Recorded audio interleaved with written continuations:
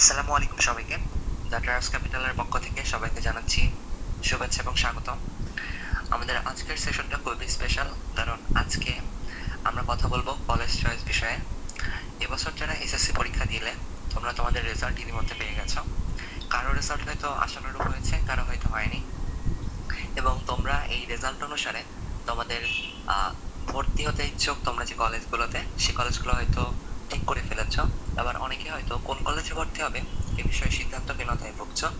So তোমাদের এই সিদ্ধান্ত গ্রহণকে আরেকটু সহজ করতে আমরা আমাদের আজকের আয়োজন এই কলেজ অ্যাডমিশন বিষয়ক সেশনটি উপস্থাপনা করছি আমি রিয়াদ রহমান দীপিত।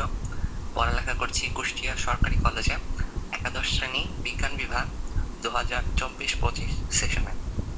আমাদের সাথে উপস্থিত আছে আরো ফারাবি এবং সামি। সো আমি প্রথমেই পরিচয় পর্বটা সেরে ফেলতে চাই। সামি। জি, আসসালামু আলাইকুম। আমার নাম এম আব্দুস সামি। আমি বর্তমানে অধ্যয়নরত আছি ঢাকার বিএএফ শাহীন কলেজ ঢাকায় একাদশ শ্রেণীতে 24-25 সেশনে।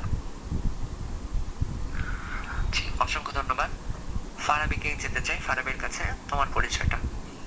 আসসালামু আলাইকুম, আমি আহবাব ফারাবি। আমি রাজবাড়ী সরকারি কলেজে 2024-25 শিক্ষাবর্ষে অধ্যয়নরত আছি। ধন্যবাদ।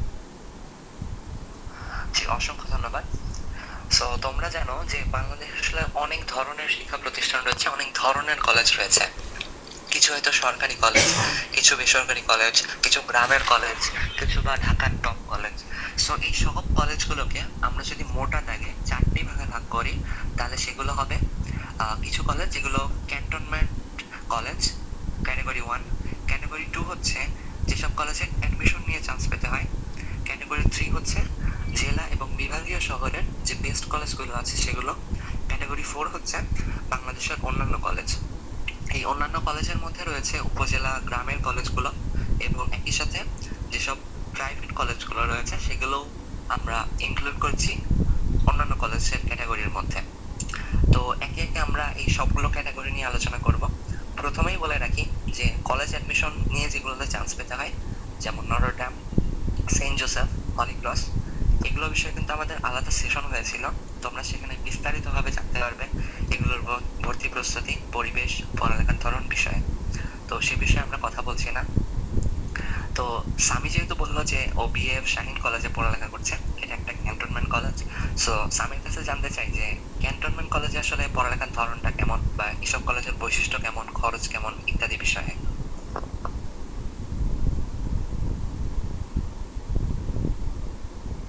আসসালামু আলাইকুম।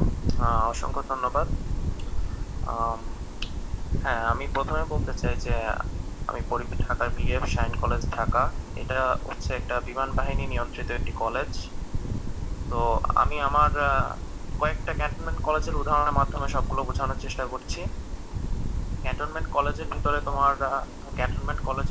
আছে আদমজী ক্যান্টনমেন্ট কলেজ, তারপরে তোমার Shaheed Ramizuddin cantonment college, Shaheed Bir Uttam lieutenant Anwar girls college, BF Shaheen college Dhaka, BF Shaheen college Kurmitola সহ আরো অসংখ্য কলেজ আছে। তো ক্যান্টনমেন্ট কলেজের খরচ এবং পরিবেশ অনেকটা প্রাইভেট কলেজের মতো, তবে সম্পূর্ণ প্রাইভেট কলেজের মতো না। ক্যান্টনমেন্ট কলেজে নিজস্ব কিছু নিয়ম কানুন আছে, যেমন তাদের চুল কাটার বিষয়ে নিজস্ব ড্রেস কোড আছে। তারপরে তোমার ওদের ক্যাম্পাসের নির্দিষ্ট কিছু নিয়ম কানুন আছে, এগুলো তোমাকে ফলো করতে হয়। এবং এখানে একটু কলেজে অ্যাটেন্ডেন্স নিয়ে একটু কড়াকড়ি করা হয়, যে তোমার রেগুলারিটি মেনটেন করে কলেজ অ্যাটেন্ডেন্সের। ক্যান্টনমেন্ট কলেজের কয়েকটা বৈশিষ্ট্যের ভিতরে একটা হচ্ছে যে এখানে তোমার নিয়ম কানুনটা একটু বেশি ফলো করার প্রয়োজন হয়, কারণ এখানে যেহেতু তোমার ক্যান্টনমেন্ট কলেজে তোমার নেভি নিয়ন্ত্রিত কলেজ আছে, আর্মি নিয়ন্ত্রিত কলেজ আছে এবং বিমান বাহিনী নিয়ন্ত্রিত কলেজ আছে। আদমজী ক্যান্টনমেন্ট কলেজ হচ্ছে তোমাদের আর্মি নিয়ন্ত্রিত কলেজ। সেখানে আর্মিরা কলেজটাকে নিয়ন্ত্রণ করে আর্মি স্টাফ দিয়ে, এবং সেই কলেজের প্রিন্সিপাল হন আর্মির একজন ব্রিগেডিয়ার জেনারেল। এবং বিমান বাহিনী নিয়ন্ত্রিত শাহীন কলেজের প্রিন্সিপাল হন বিমান বাহিনীর গ্রুপ ক্যাপ্টেন। এবং নেভিতেও নেভি অফিসার হচ্ছে তোমার কলেজের প্রিন্সিপাল হন। তো কলেজে তোমার প্রথমেই কলেজ ক্যাম্পাসে প্রবেশ করলে তাদের নির্দিষ্ট কিছু নিয়ম কানুন আছে, সেই নিয়ম কানুনগুলো মেনে তোমাকে কলেজে ক্যাম্পাসে অবস্থান করতে হয়। এখানে তোমার রেগুলারিটি মেনটেন করে ক্লাস করতে হয়। এবং খরচপাতির বিষয়ে যদি বলি, ক্যান্টনমেন্ট কলেজের খরচপাতি অনেকটা প্রাইভেট কলেজের মতোই। এখানে তোমার তুমি যদি ভর্তি হও, ভর্তির সময় মিনিমাম তোমার 10 থেকে 15 হাজার টাকা লাগবে অ্যাডমিশন নিতে, এবং প্রতি মাসে তোমার 2500 টাকা বেতন, তার সাথে আরো কিছু এক্সট্রা খরচ অ্যাড হবে। তো প্রতি মাসে তোমার গড়ে 2600 থেকে 3000 পর্যন্ত খরচ প্রয়োজন হবে তোমার এই ক্যান্টনমেন্ট কলেজে পড়ালেখা করতে, তুমি যদি সিভিলিয়ান হয়ে এই ক্যান্টনমেন্ট কলেজে ভর্তি হও। আবার এখানে একটা সুবিধা আছে যে তুমি যদি ক্যান্টনমেন্ট কলেজে তোমার আব্বু অথবা তোমার আম্মু যদি কেউ মিলিটারিতে থাকেন, সেক্ষেত্রে তোমার এখানে একটা এসকিউ কোঠা পাও। এসকিউ কোঠার সুবিধা হচ্ছে যে এখানে তুমি যে বেতন তোমার সিভিলিয়ানদের জন্য তার থেকে কম বেতনে তুমি এখানে পড়ালেখা করতে পারো। আর এটাই মূলত এছাড়া সেরকম এটাই হচ্ছে তোমার সুবিধা। যদি তোমার বাবা মা মিলিটারি থেকে থাকেন তাহলে তোমার এখানে বেতনটা একটু কম প্রয়োজন হয়। আর এখানে পরিবেশটা একটু অন্যান্য কলেজের তুলনায় মোটামুটি ভালো, যেহেতু তোমার এটা মিলিটারি নিয়ন্ত্রিত। তারা রেগুলারলি কলেজের এই পরিবেশটা চেক আপ করেন, এবং কোনো সমস্যা হলে দ্রুত সেগুলো সমাধান করেন, এগুলোই। তো ক্যান্টনমেন্ট কলেজের এই হচ্ছে তোমার বিস্তারিত। দীপ্তর কাছে যাচ্ছি। জি, অসংখ্য ধন্যবাদ জানাচ্ছি।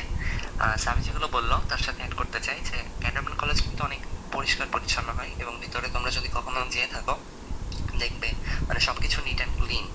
আর এছাড়াও যদি বলি যে ক্যান্টনমেন্ট বললো যে কিছু নিয়ম কানুন রয়েছে, যেমন চুল কাটা নিয়ে অনেকে হচ্ছে কড়াকড়ি করে থাকে যে চুল ছোট ছোট রাখতে হয়, বা কিছুদিন পর পর হচ্ছে বিভিন্ন ধরনের পরীক্ষা থাকে কলেজে। সো যারা ক্যান্টনমেন্ট কলেজে ভর্তি হতে চাচ্ছ এই বিষয়গুলো একটু নিজে অবগত হয়ে তারপর ভর্তি হওয়ার সিদ্ধান্তটা নিবেন। তো এই পর্যায়ে আমরা যেতে যাচ্ছি ফারাবির কাছে।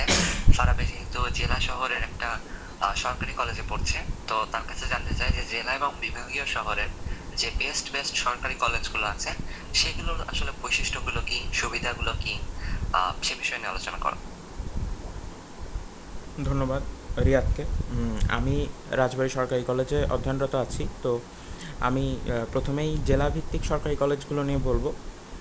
রাজবাড়ির কাছাকাছি দুটি জেলা নিয়ে যদি বলি, কুষ্টিয়া জেলা এবং ফরিদপুর জেলা, এবং রাজবাড়ী জেলা অ্যাড করে যদি আমি বলি, তো তিনটা জেলাতেই তিনটা বিখ্যাত কলেজ রয়েছে। তোমরা জানো, ফরিদপুরের রাজেন্দ্র সরকারি কলেজ, রাজবাড়িতে রাজবাড়ী সরকারি কলেজ, এবং কুষ্টিয়াতে কুষ্টিয়া সরকারি কলেজ।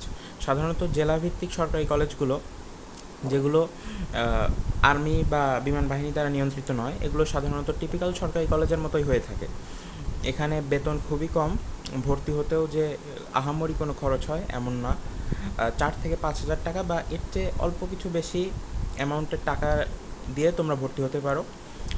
মাসিক বেতন আছে এখানে খুবই অল্প পরিমাণে, এবং তোমার পরীক্ষার আগে ফি দিতে হবে। আর যদি কলেজের নিয়মকানুনের বিষয়ে বলি, তো টিপিক্যাল সরকারি কলেজগুলোতে, মানে জেলাভিত্তিক সরকারি কলেজগুলোতে অ্যাটেন্ডেন্সের প্রেশার থাকে না বললেই চলে। এবং ক্লাসগুলো হচ্ছে, এটা তোমার ভ্যারি করে, কিছু কলেজে নিয়মিত ক্লাস হয়, কিছু কলেজে হয় না। মোটামুটি তুমি একটা কমফোর্টেবল পরিবেশ পাবে, এটা বলা যেতে পারে, এবং সেই পরিবেশে তুমি নিজের মতো করে পড়ালেখা করতে পারবে।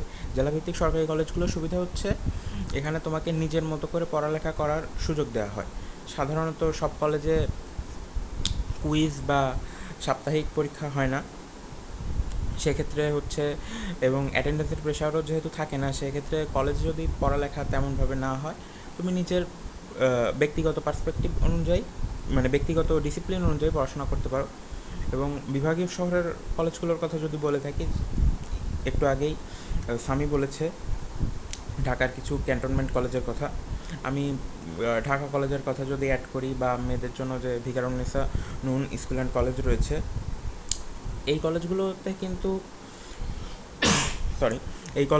কিন্তু পড়ালেখার মান বেশ ভালো, এবং পড়ালেখার মান ভালো হওয়ার জন্যই এই কলেজগুলো কিন্তু জনপ্রিয় হয়ে উঠেছে। তো এই কলেজগুলোতেও, যেগুলো হচ্ছে আর্মি বা বিমান বাহিনীর দ্বারা নিয়ন্ত্রিত না, সেগুলোতেও ডিসিপ্লিন অতটা স্ট্রিক্ট না। তবে পড়াশোনার মানের কথা যদি বিবেচনা করি, তাহলে হচ্ছে জেলাভিত্তিক কলেজগুলোর থেকে বিভাগীয় কলেজগুলোতে পড়াশোনার মান ভালো। এবং তুমি এই সব কলেজে যদি ভর্তি হও, তাহলে হয়তো জেলাভিত্তিক কলেজ থেকে কিছু সুবিধা পেতে পারো, আবার কিছু অসুবিধাও পেতে পারো। সুবিধা এবং অসুবিধা নিয়ে আমরা পরবর্তীতে আলোচনা করব। এখন আমি দীপ্তর কাছে চলে যাচ্ছি।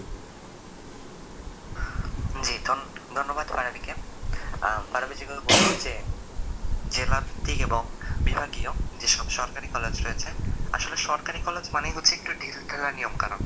সেখানে হয়তো ক্লাস করার তেমন বাধ্যতামূলক কোনো নিয়ম থাকে না, আবার কিছু কিছু কলেজে থাকতেও পারে। আর জেলা কলেজগুলোতে আসলে একটা বিস্তারক ফারাক দেখা যায় কাটমার্কগুলোতে, অর্থাৎ যেমন আমরা যদি রাজশাহী কলেজের কথা চিন্তা করি, সেখানে কিন্তু কাটমার্ক অনেক বেশি।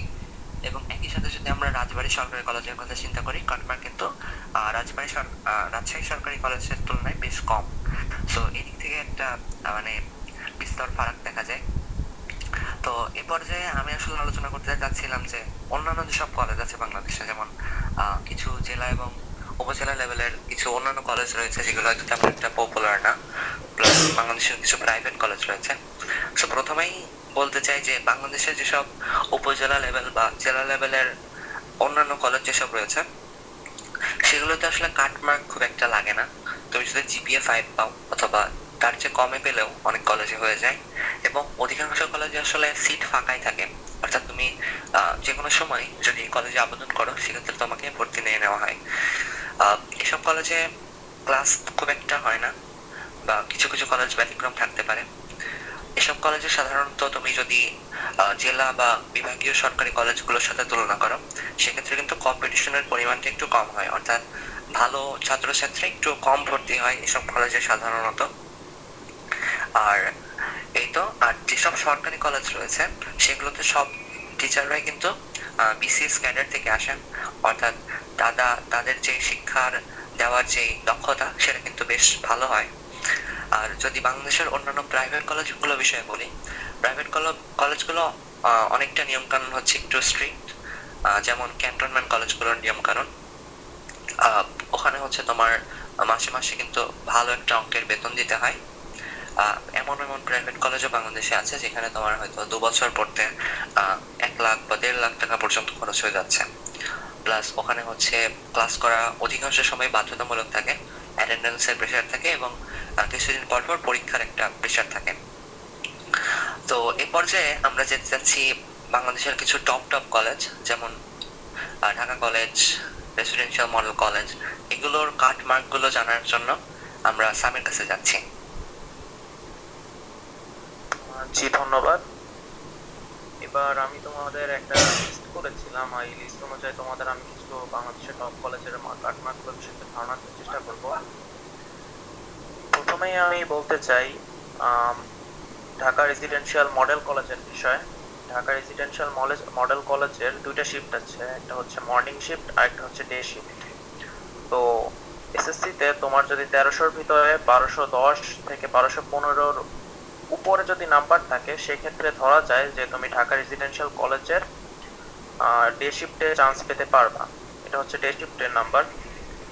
আর তোমার নম্বর যদি 1220 থেকে 1230-এর উপর থাকে, সেক্ষেত্রে ধরা যায় যে তুমি ঢাকা রেসিডেন্সিয়াল কলেজের মর্নিং শিফটে চান্স পাবা। আর একটা কথা এখানে বলতে চাই যে ঢাকা রেসিডেন্সিয়াল মর্নিং শিফটে যারা অধ্যয়নরত আছে, তারাই একমাত্র সেখানে কলেজের অভ্যন্তরের ক্যাম্পাসে থাকতে পারে, মানে কলেজে তোমার এখানে আবাসিকভাবে থাকতে পারে আর কি। আর যারা ডে শিফটে পড়ালেখা করে, তাদের কলেজের বাইরে হোস্টেলে অথবা বাসায় থাকতে হয়। পরবর্তীতে আমি আদমজী ক্যান্টনমেন্ট কলেজের নম্বরের বিষয়ে বলতে চাই। আদমজী ক্যান্টনমেন্ট কলেজে যদি তুমি ভর্তি হতে চাও, সেক্ষেত্রে তুমি যদি সিভিল হও, ওইখানে তোমার দুইটা ভাগ আছে, একটা হচ্ছে এসকিউ আর একটা হচ্ছে সিভিল। যারা মিলিটারি থেকে, যাদের বাবা মা মিলিটারি থেকে এসেছে, তাদের জন্য আর কি এসকিউ সার্ভিসটা প্রযোজ্য, আর তাছাড়া বাকিরা সিভিলিয়ানদের সার্ভিসে পড়ে। তো সিভিলিয়ানদের জন্য আদমজী ক্যান্টনমেন্ট কলেজে ভর্তি হওয়ার জন্য 1205 থেকে 1210-এর যদি উপরে তোমার নম্বর থাকে, সেক্ষেত্রে ধরা যায় যে তুমি আদমজী ক্যান্টনমেন্ট কলেজে চান্স পেতে পারো। আর যাদের এসকিউ কোঠা আছে, এসকিউ এর ক্ষেত্রে নম্বরের পরিমাণটা আরো কম নম্বরে আর কি চান্স পাওয়া যায়। খুব সম্ভবত জিপিএ 5 থাকলে এসকিউতে আদমজী ক্যান্টনমেন্টে চান্স পাওয়া যায়। তো পরবর্তীতে বলতে চাই বিএফ শাইন কলেজ ঢাকার বিষয়ে। বিএফ শাইন কলেজ ঢাকায় তুমি যদি পড়ার সুযোগ পেতে চাও, সেক্ষেত্রে তোমার নম্বর 1300-র ভিতরে 1170-এর উপরে থাকতে হয়, এবং সেখানেও এসকিউ সার্ভিস আছে। তোমার বাবা মা যদি বিমান বাহিনীর ব্যাকগ্রাউন্ড থেকে আসেন, সেক্ষেত্রে তুমি এসকিউ সার্ভিসটা পেয়ে থাকো, সেক্ষেত্রে আরো কম নম্বরে চান্স পাওয়া যায়। বিএফ শাইন কলেজ কুমিটোলারে সেই একই। বিএফ শাইন কলেজ কুমিটোলায় তুমি যদি চান্স পেতে চাও, সেক্ষেত্রে তোমার কাটমার্ক থাকা লাগবে 1140, মানে কাটমার্ক আর কি। বিএফ শাইন কলেজ চান্স পেতে হলে তোমার 1140-এর উপরে নাম্বার থাকলে তোমার চান্স পাওয়ার সম্ভাবনা থাকে। তারপরে ঢাকার আরেকটা ভালো কলেজ সেটা হচ্ছে সরকারি বিজ্ঞান কলেজ, অনেকের এখানেও পড়ার ইচ্ছা থাকে। তো সরকারি বিজ্ঞানে যদি তুমি চান্স পেতে চাও সেক্ষেত্রে তোমার নম্বর 1180-র উপরে থাকা প্রয়োজন। পরবর্তীতে আমি ঢাকা কলেজের কথা বলি। ঢাকা কলেজ বাংলাদেশের অন্যতম বিখ্যাত একটি কলেজ, এটা ব্রিটিশ আমলে প্রতিষ্ঠিত। তো এই কলেজে তুমি যদি চান্স পেতে চাও সেক্ষেত্রে তোমার নম্বর 1200-র উপরে থাকা প্রয়োজন। আমাদের সময় তোমার 1200-র উপরেই চান্স পেয়েছিলে, এবার যেহেতু নম্বরের পরিমাণ একটু কম সেক্ষেত্রে হয়তো কিছু কম বেশিতেও চান্স পাওয়া যেতে পারে। তো ধরা হয় যে 1200-র উপরে থাকলে তুমি এখানে চান্স পেতে পারো। তো পরবর্তীতে ঢাকা কলেজের আশেপাশে আরেকটি কলেজ ঢাকা সিটি কলেজ, এর বিষয়ে একটু বলি। ঢাকা সিটি কলেজ এটাও মোটামুটি জনপ্রিয় কলেজ। এখানে তোমার দুইটা শিফট আছে, একটা হচ্ছে মর্নিং শিফট আর একটা হচ্ছে ডে শিফট। তো এখানে একটা বিষয় বলে রাখতে চাই যে এখানে মর্নিং শিফটটা শুধু মেয়েদের জন্য এবং ঢাকা সিটি কলেজে ডে শিফটটা শুধুমাত্র ছেলেদের জন্য। তো এখানে মেয়েদের ক্ষেত্রে মেয়েদের চান্স পাওয়ার জন্য একটু কম নম্বর প্রয়োজন হয় এবং ছেলেদের জন্য একটু বেশি নম্বর প্রয়োজন হয়। তো মেয়েদের ক্ষেত্রে যদি 1130-এর উপরে থাকে তোমার নম্বর, সেক্ষেত্রে ধরা যায় তুমি এখানে চান্স পাবা। আর ছেলেদের ক্ষেত্রে তোমার নম্বর যদি 1150-এর উপরে থাকে সেক্ষেত্রে ধরা যায় যে তুমি সেখানে চান্স পাবা। তো পরবর্তীতে আরেকটি ঢাকার বিখ্যাত কলেজ ভিকারুননিসা কলেজ। তো ভিকারুননিসা কলেজে চান্স পাওয়ার জন্য তোমার নম্বর যদি 1210-এর উপরে থাকে সেক্ষেত্রে ধরা যায়, 1210 অথবা 1200-র উপরে থাকে সেক্ষেত্রে ধরা যায় যে তোমার ভিকারুননিসা সায়েন্স গ্রুপে চান্স। আমি কিন্তু এখানে একটা জিনিস মনে বলে রাখতে চাই যে আমি কিন্তু শুধু সায়েন্স গ্রুপের জন্য নাম্বারটা বলছি। পরবর্তীতে আমি একটা কলেজের নাম বলতে চাই, সেটা হচ্ছে বীরশ্রেষ্ঠ নূর মোহাম্মদ পাবলিক কলেজ। এটাও অন্যতম একটা বিখ্যাত কলেজ, এটা পিলখানা, এটা বর্ডার গার্ড দ্বারা নিয়ন্ত্রিত হয়। এটাও অনেকটা ক্যান্টনমেন্ট কলেজের মতোই। তো এই কলেজে চান্স পেতে হলে তোমাকে 1180-র উপরে নম্বর পেতে হবে, তাহলে ধরা যায় যে তুমি এই কলেজে চান্স পাবা। সর্বশেষে আরেকটা কলেজের নাম বলতে চাই, এটাও মোটামুটি ভালোই জনপ্রিয় কলেজ আমাদের বাংলাদেশে। জিপিএ 5 এখান থেকে অনেক বেশি পরিমাণে শিক্ষার্থী পেয়ে থাকে। এটা হচ্ছে মাইলস্টোন কলেজ। তো মাইলস্টোন কলেজের বিষয় হচ্ছে যে তুমি যদি এখানে জিপিএ 5 পাও সেক্ষেত্রেই তুমি এখানে ভর্তি হতে পারো এবং কলেজ চয়েস বেশিও তুমি ইচ্ছা করলে এখানে গিয়ে ভর্তি হতে পারো। এখানে তোমার সেরকম কাটমার্কের কোনো বিষয় নেই, তোমার এখানে শুধু জিপিএ 5 পেলে এখানে ভর্তি হওয়া যায়। আরেকটা কলেজ বলতেছি, সেটা হচ্ছে রাজপুত্রা মডেল কলেজ। এটাও অনেক ভালো একটা কলেজ। এখানে তোমার দুইটা শিফট আছে, একটা মর্নিং শিফট একটা ডে শিফট। তো এখানে তোমার যেহেতু এবছর নাম্বারের পরিমাণ কম সেহেতু ধরা হচ্ছে যে তুমি 1190-এর উপরে যদি পেয়ে থাকো তাহলে তুমি রাজপুত্রা মডেল কলেজে ডে শিফটে চান্স পেতে পারো। এবং তুমি যদি মর্নিং শিফটে চান্স পেতে চাও সেক্ষেত্রে তোমার নম্বর 1205 থেকে 1210-এর উপরে থাকা প্রয়োজন। তুমি সেরকম নম্বর যদি পেয়ে থাকো সেক্ষেত্রে তুমি এখানে ভর্তি হতে পারবা। তো আমার কাছে আপাতত এই কয়েকটা কলেজের নামই এখানে ছিল। তো ধন্যবাদ দীপ্ত। অসংখ্য ধন্যবাদ সামিকে। সামি খুব সুন্দরভাবে ঢাকার কিছু টপ টপ কলেজের কাটমার্ক গুলো বলেছে। তো এখানে একটা বিষয় বলে রাখি যে আমরা আসলে পুরো সেশনটা জুড়েই যেগুলো কথা বলছি সবগুলোই কিন্তু প্রযোজ্য হবে শুধুমাত্র যারা সায়েন্সে আছো তারা। আর আর্টস বা কমার্স থেকে যারা দেখছো তাদের ক্ষেত্রে প্রযোজ্য হবে, তবে সব কথা না, কিছু হয়তো হয়তো তাও প্রযোজ্য হবে তোমাদের জন্য। আর আরেকটা কথা, এই যে কাট মার্কের যে বিষয়টা, এটা কিন্তু মানে প্রতি বছর চেঞ্জ হয় কিছুটা। এবছর যেহেতু রেজাল্ট সর্বোপরি সারা বাংলাদেশে একটু খারাপ এসেছে, তো সেক্ষেত্রে সব কলেজের কাটমার্ক আমার মনে হয় একটু কমবে। তো আর এটা কিন্তু কোনো কনক্রিট কোনো নাম্বার না যে এতর উপরে পাইলে তোমার চান্স হবে, এতর নিচে পাইলে হবে না। তোমার চান্স হতেও পারে নাও পারে, এটা জাস্ট একটা অনুমান করে এই নাম্বারটা বলা হয়।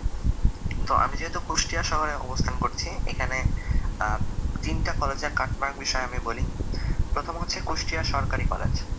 আমি যে বছর ভর্তি হয়েছিলাম এই কলেজে, এবছর কাটমার্ক ছিল হচ্ছে সায়েন্সের জন্য 1300-র মধ্যে 1193, 1192 বা 1191 কিন্তু তোমার চান্স হবে না এখানে।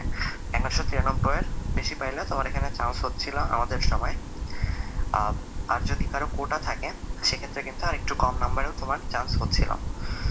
আর আমি যদি কুষ্টিয়া সরকারি সেন্ট্রাল কলেজের কথা বলি সেক্ষেত্রে কিন্তু 1300-র মধ্যে 1150-এর উপরে পেলে তোমার চান্স মোটামুটি হয়ে যাবে। কুষ্টিয়া সরকারি মহিলা কলেজের কথা যদি বলি সেক্ষেত্রেও কিন্তু সেন্ট্রাল কলেজের মতোই, অর্থাৎ 1150-এর আশেপাশে পেলে তোমার এখানে চান্স হবে। আর এছাড়াও কিছু কলেজ রয়েছে কুষ্টিয়াতে, যেমন কুষ্টিয়া ইসলামিয়া কলেজ। এক্ষেত্রে কিন্তু তোমার জিপিএ 5 বা তার একটু কম যদি তোমার জিপিএ থাকে তাও কিন্তু চান্স হয়ে যায়। আর আরেকটা college Kushtia Kushtia police lines college. So এখানেও কিন্তু জিপিএ 5 অথবা তার একটু কম পেলেও তোমার চান্সটা হয়ে যাচ্ছে। তো এই ছিল। আর এখন ফারাবির কাছে যেতে চাই যে ফারাবির এলাকার যেসব কলেজ রয়েছে সেই কলেজগুলোর কাটমার্ক, এবং আরেকটা জিনিস যে আমরা অনেকেই আসলে এসএসসি এর পর বাইরে কোনো কলেজে পড়তে চাই, বাইরে বলতে বোঝাচ্ছি বড় কোনো শহরে যেতে চাই নিজের এলাকা ছেড়ে। সো এটা আসলে যাওয়ার সুবিধা কি কি, এবং তোমার এলাকার কিছু কলেজের কাটমার্ক উল্লেখ করবে ফারাবি। ধন্যবাদ দীপ্তকে। তুমি প্রথমেই জিজ্ঞেস করেছো যে আমি যেহেতু রাজবাড়িতে থাকি, রাজবাড়ি সরকারি কলেজে পড়ি, তো রাজবাড়ির কিছু কলেজের কাটমার্ক জানতে চেয়েছো। রাজবাড়ির কথা যদি বলি, রাজবাড়িতে হচ্ছে দুটি সরকারি কলেজ রয়েছে, একটা মেয়েদের জন্য এবং একটা ছেলেদের জন্য। ছেলেদের একটা মেয়েদের জন্য এবং একটা কম্বাইন্ড কলেজ, সরি। তো কম্বাইন্ড কলেজ যেটা রাজবাড়ি সরকারি কলেজ, সেখানে বিজ্ঞান বিভাগ থেকে কেউ যদি জিপিএ 4.5 আউট অফ 5 পেয়ে থাকে, তো তার চান্স হয়ে যাবে। এখানে কাটমার্ক নিয়ে অতটা চিন্তা করার কিছু নেই। সাধারণত কাটমার্ক নিয়ে এখানে সমস্যায় পড়তে হয় না। এবং যদি রাজবাড়ি মহিলা কলেজের কথা বলে থাকি, তো বিজ্ঞান বিভাগ থেকে জিপিএ 4 আউট অফ 5 পেলেই চান্স পেয়ে যাবে, এবং এর চেয়ে বেশি পেলে তো কোনো চিন্তাই নেই। এবং রাজবাড়ি মহিলা কলেজেও, রাজবাড়ি সরকারি আদর্শ মহিলা কলেজেও কাটমার্ক নিয়ে কোনো চিন্তা নেই। এবার দ্বিতীয় প্রশ্নে আসি, যে বাইরে যাওয়ার সুবিধাগুলো জানতে চেয়েছো। আমি আমার পার্সপেক্টিভ থেকে সুবিধাগুলো যদি বলি, প্রথমেই আমার মনে হয় যে এইচএসসি লাইফে সবচেয়ে বেশি যেটা ম্যাটার করে সেটা হচ্ছে তুমি কার কাছে পড়ছো। মানে আমি প্রাইভেট পড়ার কথা বলছি, যেহেতু আমাদের দেশে কিছু নামকরা কলেজ যেমন Notre Dame, Saint Joseph, Holy Cross, Adamjee cantonment college ছাড়া অন্যান্য কলেজে সাধারণত সেভাবে ক্লাস হয় না।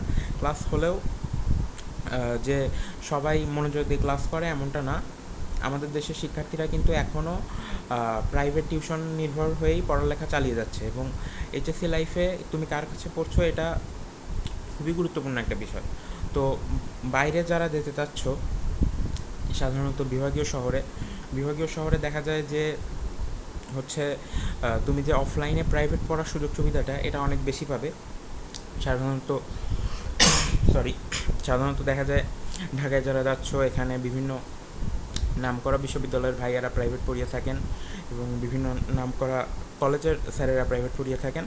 তো বাইরে গেলে এই সুবিধাটা তোমরা অবশ্যই পাবে। এই কথাগুলো কিন্তু অন্যান্য বিভাগীয় শহরের ক্ষেত্রেও প্রযোজ্য। আমরা সাধারণত দেখে থাকি যে বিভাগীয় শহরে অফলাইন প্রাইভেটের ক্ষেত্রে বড় রকম একটা সুবিধা পাওয়া যায় মফস্বল অঞ্চল থেকে। দ্বিতীয় সুবিধাটার কথা যদি আমি বলি, তাহলে হচ্ছে পরিবেশ। এইচএসসি লাইফে তুমি কোন পরিবেশে লেখাপড়া করছো এটা কিন্তু অনেকটাই গুরুত্বপূর্ণ তোমার জন্য। বিশেষ করে যারা হচ্ছে স্টুডেন্ট হিসেবে অতটা সিরিয়াস না, তাদের জন্য এটা আরও অনেক বেশি গুরুত্বপূর্ণ। পরিবেশের কথা বললেই চলে আসে ঢাকার নামকরা কিছু কলেজ, যেমন নটরডেম, হলি ক্রস কলেজের কথা। এখানে শিক্ষার্থীদের যদি জিজ্ঞেস করা হয় যে তারা সবচেয়ে বেশি কোন সুবিধাটা পেয়ে থাকে, তাহলে তারা নির্দ্বিধায় উত্তর দিয়ে দেয় এটা হচ্ছে কলেজের পরিবেশ। নটরডেমের ভাইয়ারা আমাদেরকে, মানে তোমরা নটরডেমের ভাইয়াদের কাছ থেকে জানতে পারো যে নটরডেমের পরিবেশটা কিন্তু খুবই স্ট্রিক্ট। এবং সামি যেমনটা বললো যে ক্যান্টনমেন্ট কলেজের পরিবেশগুলোও কিন্তু অনেক স্ট্রিক্ট। এখানে নিয়মিত সাপ্তাহিক পরীক্ষা, কুইজ নেওয়া হয়। তো এটা কিন্তু তোমাকে পড়াশোনার যে ধারাবাহিকতা এটা বজায় রাখতে সাহায্য করবে। অ্যান্ড হচ্ছে তৃতীয় সুবিধাটার কথায় যদি আমি আসি, তো দেখা যায় যে এইচএসসির পরে স্টুডেন্টরা হচ্ছে ভর্তি পরীক্ষায় অংশগ্রহণ করে, বিশ্ববিদ্যালয়ের ভর্তি পরীক্ষা। তো সাধারণত মফস্বল থেকে ভর্তি পরীক্ষায় যারা অংশগ্রহণ করতে আসে বা কোচিং করতে আসে, তারা কিন্তু বিভাগীয় শহরগুলো পরিবেশে মানিয়ে নিতে বেশ স্ট্রাগল করে। তো তুমি যদি আগে থেকেই বাইরে গিয়ে থাকো এবং সেই পরিবেশে মানিয়ে নিতে পারো, পরবর্তীতে অ্যাডমিশন যে ফেজটা, যেটা হচ্ছে এইচএসসি লাইফের one of the most important phase, এই টাইমটাতে কিন্তু তোমার অতটা সাফার করা লাগবে না। তুমি যেহেতু আগে থেকেই পরিবেশটাতে অভ্যস্ত, তুমি তোমার অ্যাডমিশন ফেজটা কিন্তু মোটামুটি স্মুথলি চালাতে পারবে। তো মোটামুটি এই সুবিধাগুলোই আমার বলার ছিল। ধন্যবাদ দীপ্ত। অসংখ্য ধন্যবাদ ফারাবিকে। অনেক বুঝিয়ে ফারাবি এসব কলেজের সুবিধাগুলো উল্লেখ করলো। সো আমি বলতে চাই যে এসব কলেজের শুধু সুবিধাই রয়েছে এমন না। তুমি যদি নিজের পরিবেশ ছেড়ে বাইরে কোনো বড় শহরে পড়ালেখা করতে চাও, তোমার অনেক অসুবিধা ফেস করতে হবে। সে অসুবিধাগুলো নিয়ে আসছি। তার আগে আমি যদি ফারাবির কথাগুলোকে একটু সামারি করতে চাই, যে কলেজ তোমাকে মেইনলি কি দেয়। যদি তুমি একটা ভালো কলেজে যাও, তোমাকে ভালো একটা ক্লাস দিবে, মানে তুমি প্রতিদিন যে ক্লাস করছো সেই ক্লাসের কোয়ালিটি অনেক ভালো হবে। কিন্তু এটা আবার বাংলাদেশের 99.99% কলেজের ক্ষেত্রে প্রযোজ্য হবে না। কিছু কিছু কলেজ ব্যতিক্রম থাকে, সেক্ষেত্রে কিন্তু তোমার ভালো ক্লাস করার তুমি সুযোগ পাবে সেসব কলেজে। কলেজের পরিবেশ বলতে বোঝানো হচ্ছে কলেজের কম্পিটিটিভ পরিবেশকে, অর্থাৎ তুমি আশেপাশে যাদের সাথে পড়ালেখা করছো, যাদের সাথে পরীক্ষা দিচ্ছ, তাদের মধ্যে থাকলে তুমি নিজেও আসলে তাদের মতো হওয়ার একটা প্রবণতা দেখা দেবে তোমার মাঝে। আর একটা জিনিস দেবে, সেটা হচ্ছে ট্যাগ। যেমন যারা আদমজিতে পড়ে তাদেরকে আদমজিয়ান বলা হয়, নটর ডেম পড়লে নটর ডেমিয়ান বলা হয়। সো এইরকম একটা ট্যাগ পাবে তুমি বিখ্যাত কলেজগুলোতে পড়লে। আর একটা জিনিস, ল্যাব সুবিধা পাবে।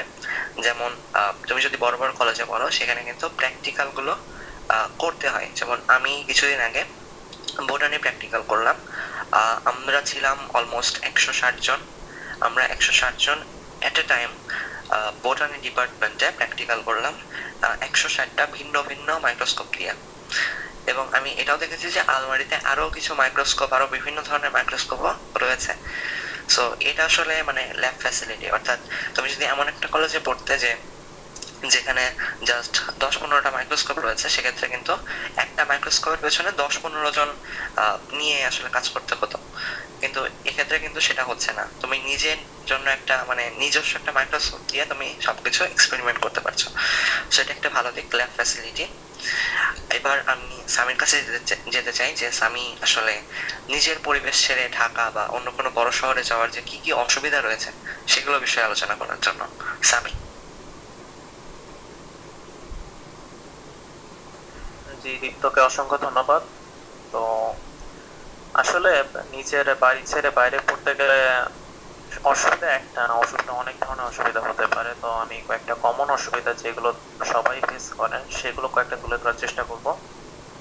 তো আমি যেহেতু রাজবাড়ি থেকে এসেছি, আমি দেখেছি যে আমার রাজবাড়ি থেকে অনেকেই কেউ যশোরে গিয়েছে, কেউ কুষ্টিয়া গিয়েছে, কেউ ফরিদপুর গিয়েছে, কেউ ঢাকা গিয়েছে, এছাড়াও বিভিন্ন বিভিন্ন জায়গায় দেখলাম অনেকেই গিয়েছে।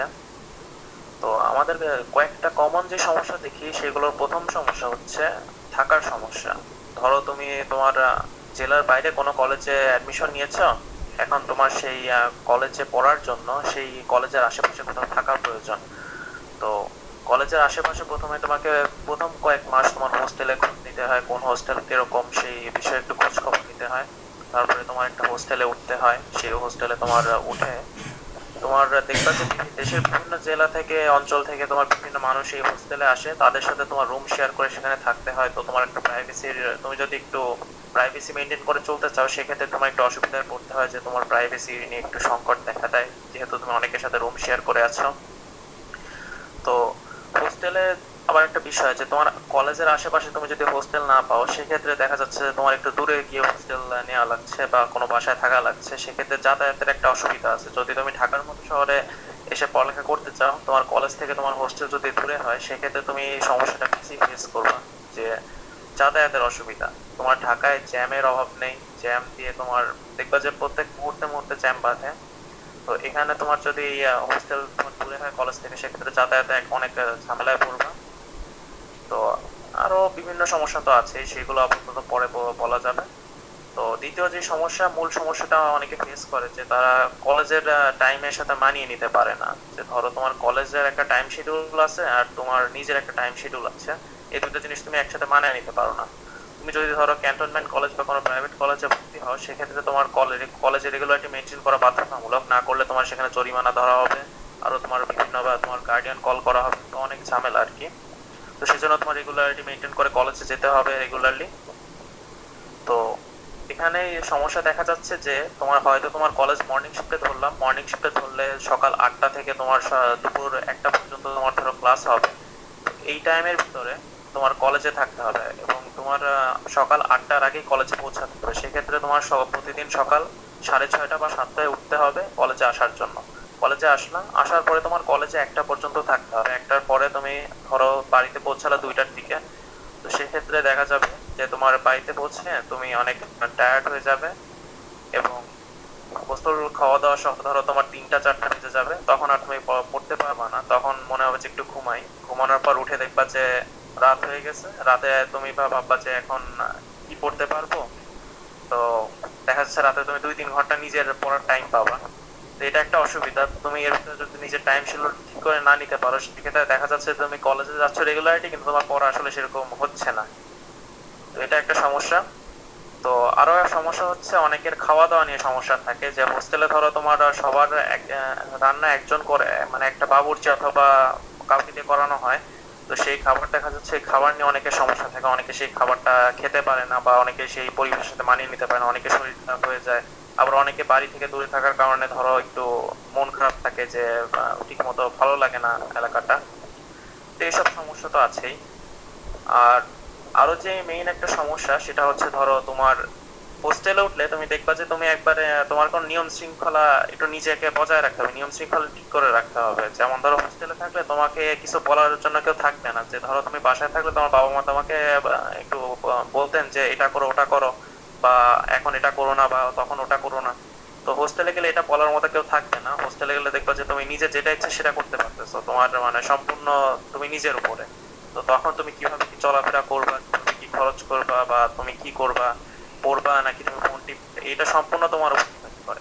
তখন তোমার এগুলো আর কি নিজেকে খেয়াল রাখতে হয় যে না আমি এখন সময়টা নষ্ট করবো না। আমি অনেকে দেখেছি যে ধরো হোস্টেলে উঠে তাদের যেহেতু কেউ বলার কেউ নেই, তারা পড়া বাদ দিয়ে সারাদিন ফোন চালাচ্ছে বা ফেসবুক স্ক্রলিং করছে বা সোশ্যাল মিডিয়া দেখতেছে, গেম খেলতেছে, এটা করতেছে ওটা করতেছে। তো ফলাফল স্বরূপ দেখা যায় কি যে পরীক্ষার আগ মুহূর্তে তারা তাদের নিজের সিলেবাস শেষ করতে পারে না। সিলেবাস শেষ না করার কারণে তারা পরীক্ষায় সেরকম ভালো করতে পারে না এবং দুর্ভাগ্যবশত অনেকে ফেলও করে যায়। তো ফেল করার পরে দেখা যায় কি যখন তাদের রিয়েলাইজেশন আসে যে তাদের এখন পড়া আসলেই প্রয়োজন, তখন তারা আর কি সেই জিনিসটা কভার করতে পারে না। তো তাদের যতটুকু পড়ার প্রয়োজন ছিল সেটুকু আর তারা কমপ্লিট করতে পারে না। ফল দেখা যায় যে তারা এইচএসসি তেও খারাপ করে, অ্যাডমিশনও তারা খারাপ করে। তো বাইরে যাওয়ার এই অসুবিধাগুলো আর কি তোমাদের সবার মাথায় রাখতে হবে। আর এই জিনিসটা অবশ্যই মাথায় রাখতে হবে যে যদি তুমি বাইরে যেতে অবশ্যই চাও, সেক্ষেত্রে তোমার নিজের একটা জিনিস অবশ্যই মাথায় রাখা লাগবে যে তুমি নিজেকে কন্ট্রোল রাখবা। তুমি যদি নিজেকে কন্ট্রোল রাখতে না পারো, সেক্ষেত্রে আসলে বাইরে গেলে দেখবা যে খালি অসুবিধার উপর অসুবিধায় ফেস করে যাইতেছো, তখন মনে হবে যে আমি তো বাড়ি থাকলেই ভালো হতো, আমি বাইরে কেন আসলাম। তো অবশ্যই নিজেকে কন্ট্রোল রাখতে পারলে এইসব সমস্যা কম হয়। তো নিজেকে কন্ট্রোল রাখাটাই মেইন।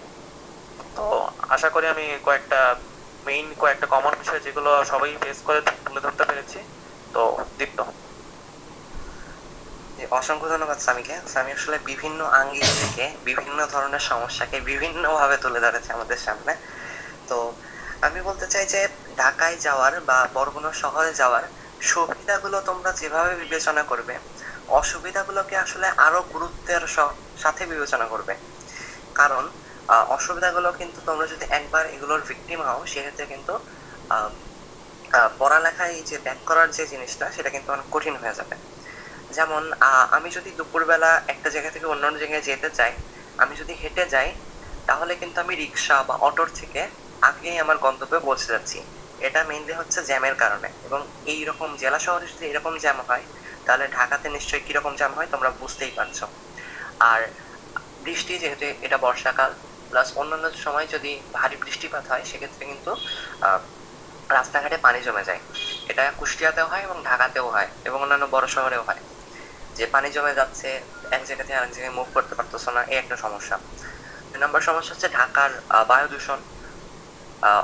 তোমরা এটা নিশ্চয়ই জানো যে ঢাকায় গিয়ে হচ্ছে 2-3 মাস পরে অসুস্থ হয়ে গেছে এমন অনেক স্টুডেন্ট তোমরা পাবা।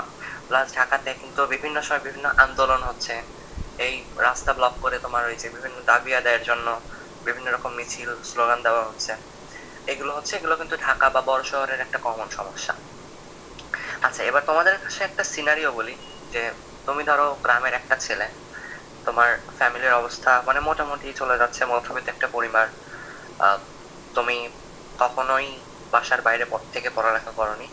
সো এবছর তোমার এসএসসি ফলাফল দিয়েছে, ফলাফল খুব একটা ভালো আসেনি, কিন্তু যে ফলাফল এসেছে এটা দিয়ে তুমি ঢাকার একটা প্রাইভেট কলেজে ভর্তি হয়ে গেলে।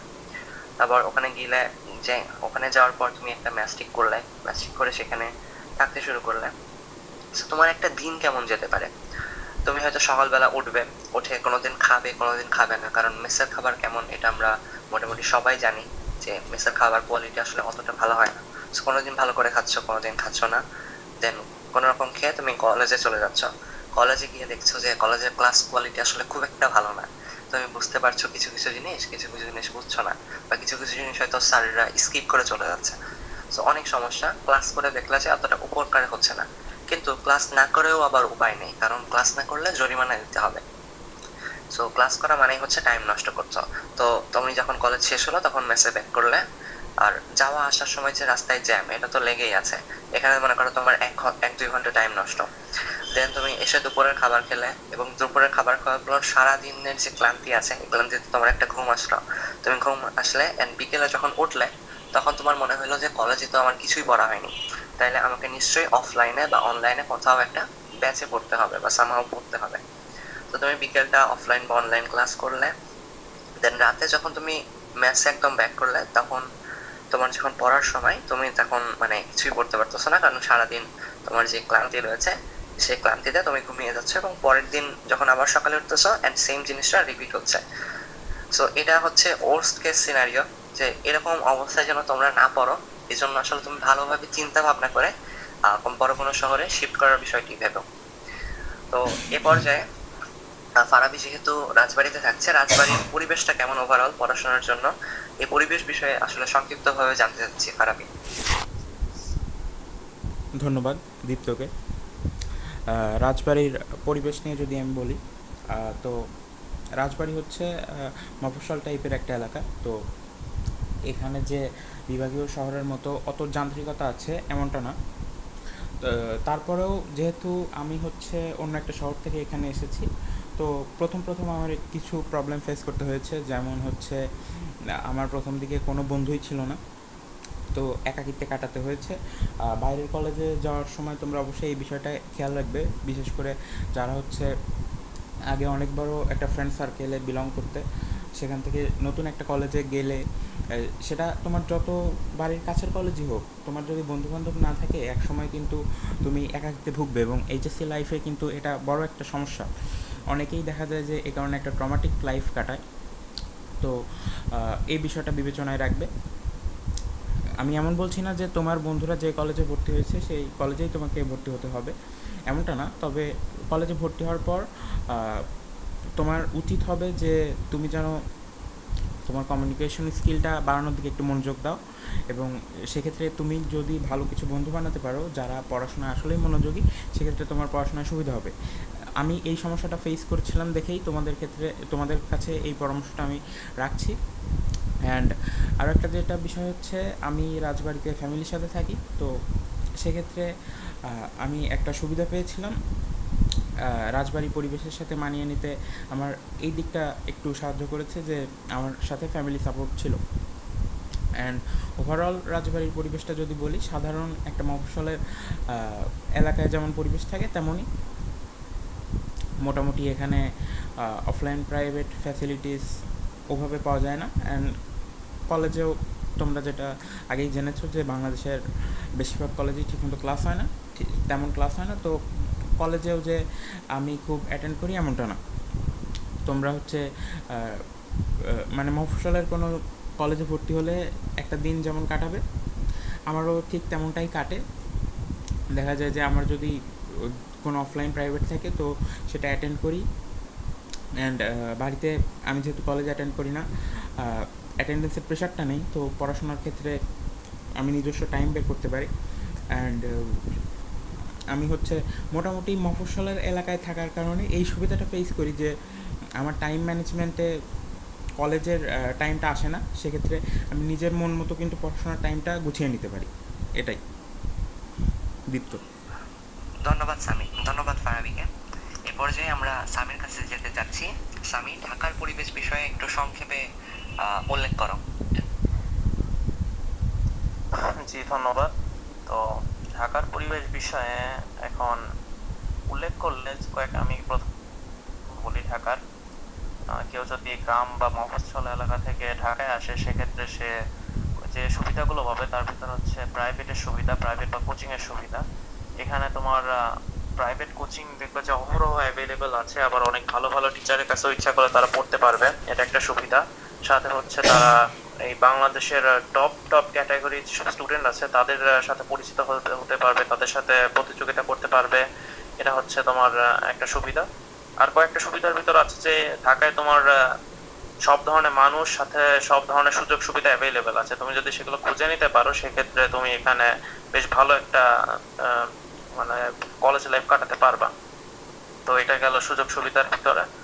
আর অসুবিধাগুলোর ভিতরে বলতে গেলে যে ঢাকায় আসলে তুমি প্রথমে যে তোমার যদি চেনা পরিচিত কেউ না থাকে সেক্ষেত্রে প্রথম কয়েকদিন তোমার মানিয়ে নিতে একটা সময় লাগবে।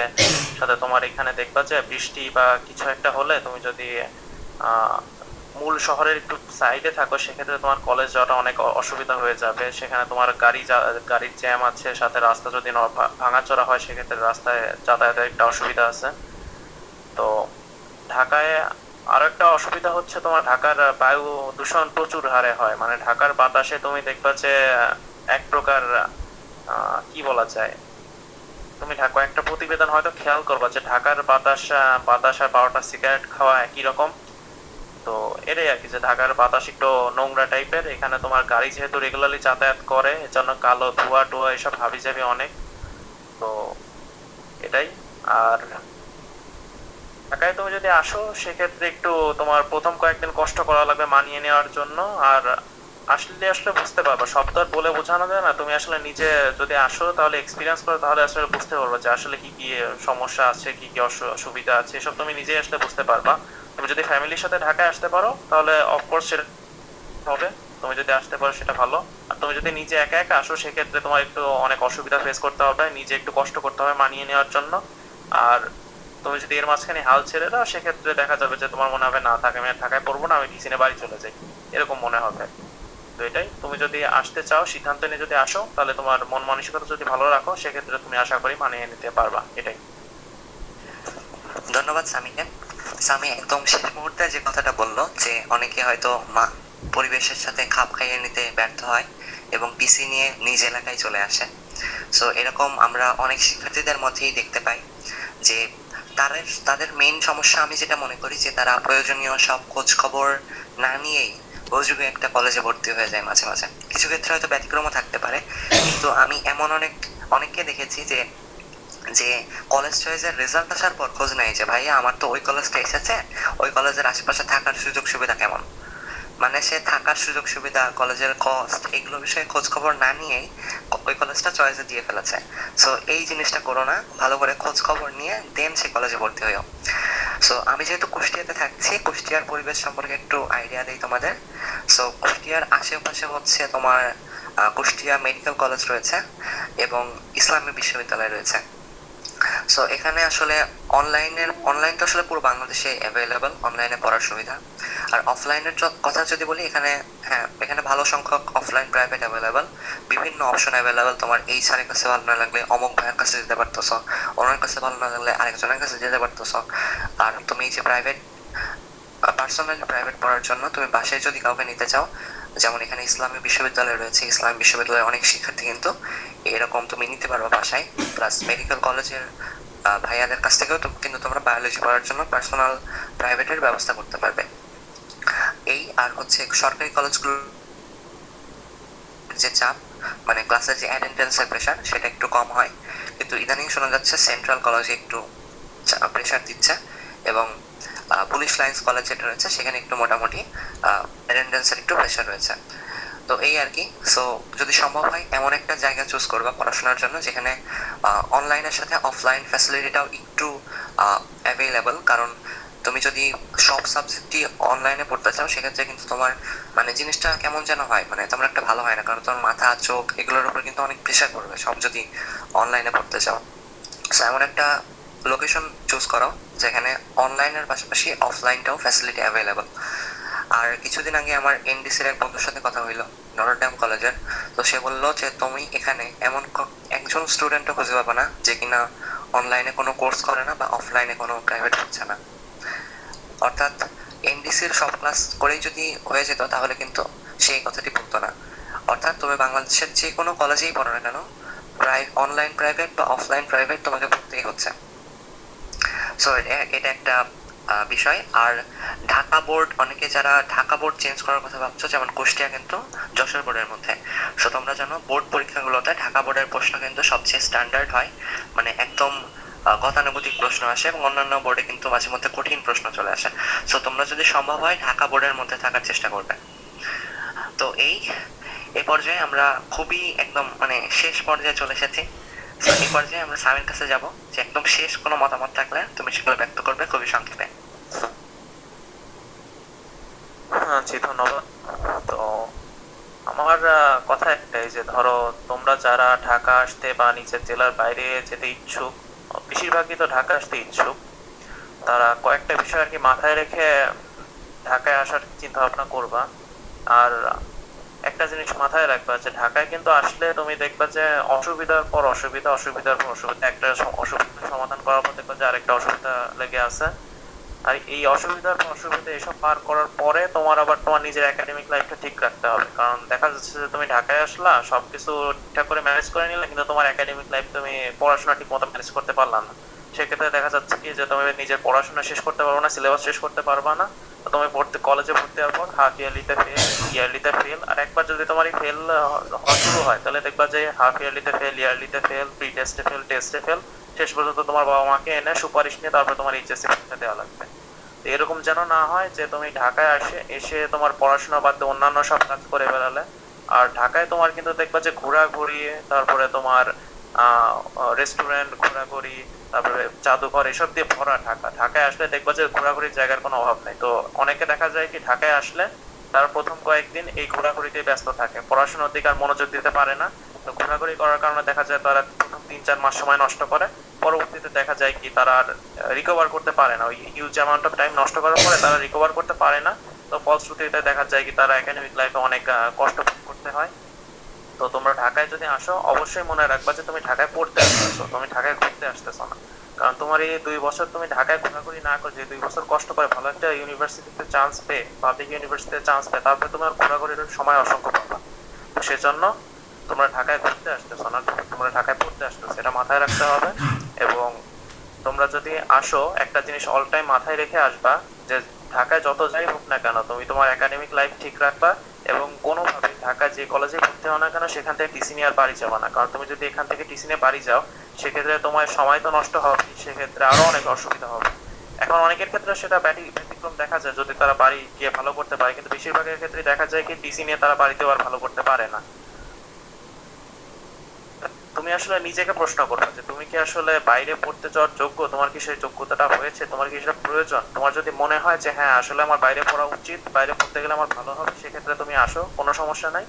কিন্তু সম্পূর্ণরূপে সেটা তোমার নিজের উপর নির্ভর করবে যে তুমি এখানে মানিয়ে নিতে পারবা, ভালো করে পড়তে পারবা, না কি করতে পারবা। কারণ ঢাকায় অনেক এরকম উদাহরণের অভাব নাই যারা ঢাকায় এসে অনেক ভালো করেছে, আবার এরকম উদাহরণেরও অভাব নাই যে যারা নিজের বাড়িতেও ভালো করেছে। তো তুমি নিজেকে প্রশ্ন করবে যে তোমার আসলে কোনটা ভালো হবে। তো তোমার যেটা মনে হবে, যেটা তোমার জন্য ভালো, সেটা করবা। এই হুজুগের চোটে তুমি ঢাকায় এসে বিনা কারণে নিজের লাইফের উপর প্যারা দিয়ে আর নিজের একাডেমিক লাইফ নষ্ট করার কোনো প্রয়োজন নেই। তোমার জন্য যেটা ভালো হবে তুমি সেটা করবা। তো এটাই। স্যারকে অসংখ্য ধন্যবাদ জানাচ্ছি। ফারাবির কাছে যেতে চাই। ফারাবি, তোমার যদি শেষ কিছু বলার থাকে তাহলে বলতে পারো। ধন্যবাদ দীপ্তকে।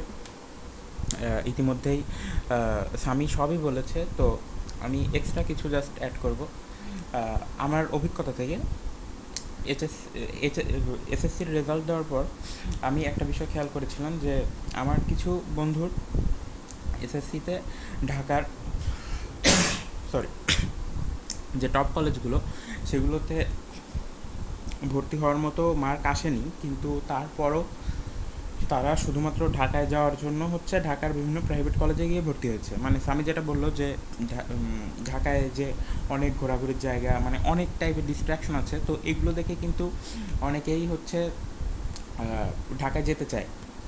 এবং অবাক করার বিষয় হচ্ছে, কিছু স্টুডেন্ট শুধুমাত্র ঢাকা যাওয়ার জন্যই ঢাকার যে কোনো একটা কলেজে পড়ার সুযোগ পেলেই চলে যায়। এরা কিন্তু হচ্ছে সেখানকার পরিবেশ, পড়াশোনার, কলেজের পড়াশোনার অবস্থা, কলেজের যে প্রেশার, কলেজের ডিসিপ্লিন এবং সে এসবের সাথে মানিয়ে নিতে পারবে কিনা, এগুলো চিন্তা ভাবনা না করেই ঢাকায় চলে যায়। এবং এটা শুধু ঢাকার ক্ষেত্রে প্রযোজ্য না, অন্যান্য বিভাগেও তোমরা দেখবে যে অনেকেই গ্রাম থেকে বিভাগীয় শহরের কলেজগুলোতে আসে, প্রাইভেট কলেজে। আমি আমার নিজের এক ফ্রেন্ডের কথা যদি বলি, সে হচ্ছে তার এলাকার সরকারি কলেজে পড়ার সুযোগ না পেয়ে তার বাড়ি থেকে খুবই অল্প দূরত্বে একটা প্রাইভেট কলেজে ভর্তি হয়েছে, এবং এখন কিন্তু সে এটা নিয়ে আফসোস করে। সে কিন্তু বাড়ি থেকে দূরে থাকার যে কষ্টটা, মা বাবাকে ছেড়ে থাকার অভ্যেস সবার নেই, সবাই থাকতে পারেও না, এবং যে কলেজের রুলসগুলা সেগুলা কিন্তু সে নিতে পারছে না, সে কিন্তু এগুলোর সাথে মানিয়ে নিতে পারছে না। তো আমি বলবো যে এইচএসসি লাইফে কলেজটা ম্যাটার করে ঠিক, কিন্তু তোমার হচ্ছে কলেজের চেয়েও যেটা ম্যাটার করে সেটা হচ্ছে তোমার পরিবেশ, তোমার পড়াশোনার ধরন এবং তোমার যে কি অভিযোজন ক্ষমতা, মানে তুমি যে চারপাশের পরিবেশের সাথে কত দ্রুত খাপ খাইয়ে নিতে পারবে সেটা। এবং আমি পরিশেষে এটাই বলবো যে সুবিধা অসুবিধা বিবেচনা করেই কলেজ তোমরা চুজ করবে। কখনোই নতুন একটা জায়গায় যাওয়ার জন্য, অতিরিক্ত স্বাধীনতা পাওয়ার জন্য কলেজ চুজ করবে না, এটা কিন্তু পরবর্তীতে তোমার আফসোসের কারণ হয়ে দাঁড়াবে। ধন্যবাদ। জি, ফারাবিকে অসংখ্য ধন্যবাদ জানাচ্ছি, খুবই সুন্দরভাবে সে নিজের মতামত ব্যক্ত করেছে। সো এ পর্যায়ে আমি বলতে চাচ্ছিলাম যে আমি যদি হোল সেশনটাকে একটু সামারাইজ করি, সেক্ষেত্রে হবে যে ভালো কলেজ বলতে আমরা আসলে কি বুঝি। ভালো কলেজ বলতে বোঝায় যে কলেজের স্টুডেন্টরা ভালো, যে কলেজের অ্যাডমিশন রেজাল্ট ভালো অথবা বোর্ড রেজাল্ট ভালো, রাইট? সো এটা কিন্তু মেইনলি স্টুডেন্টের উপর ডিপেন্ডেন্ট। যে কলেজের স্টুডেন্টরা ভালো সেই কলেজটাই কিন্তু দিন শেষে ভালো, রাইট?